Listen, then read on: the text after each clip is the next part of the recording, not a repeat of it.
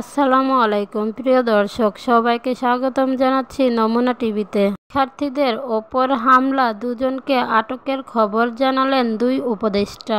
রাজধানীর মতিঝিলে ক্ষুদ্র জাতিগোষ্ঠীর শিক্ষার্থীদের ওপর হামলার ঘটনায় দুজনকে গ্রেপ্তার করা হয়েছে বলে অন্তর্বর্তী সরকারের দুজন উপদেষ্টা জানিয়েছেন। আইন উপদেষ্টা অধ্যাপক আসিফ নজরুল ও উপদেষ্টা মাহফুজ আলম বুধবার রাতে ফেসবুকে পোস্ট দিয়ে এ তথ্য জানান।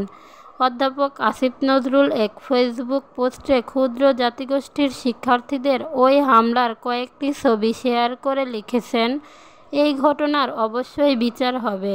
দুইজন ইতিমধ্যে গ্রেপ্তার হয়েছে।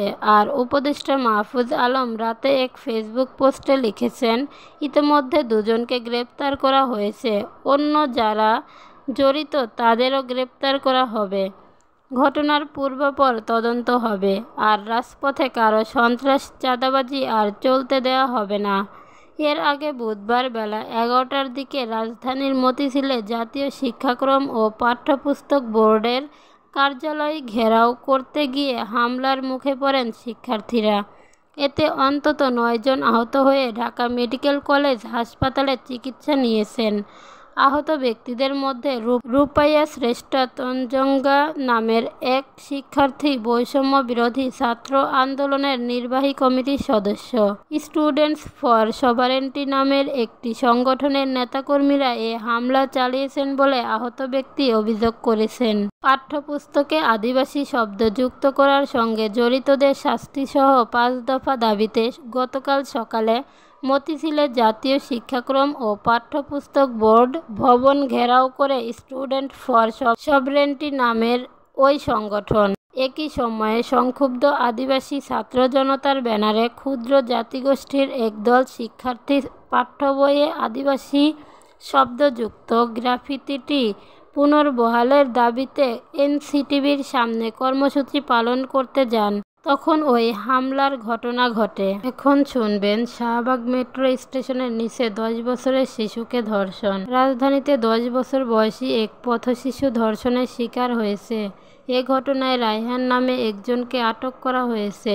বুধবার রাত 8টার দিকে শাহবাগ মেট্রো রেল স্টেশনের নিচে বারডেম হাসপাতালের সামনে এ ঘটনা ঘটে। পরে খবর পেয়ে পুলিশ শিশুটিকে উদ্ধার করে ঢাকা মেডিকেল কলেজ হাসপাতালের ওয়ান স্টপ ক্রাইসিস সেন্টারে ভর্তি করে। হাসপাতালে মোবারক নামে আরেক পথশিশু জানায়, ভুক্তভোগী শিশুটি শাহবাগ এলাকায় ফেরি করে ফুলের মালা বিক্রি করে।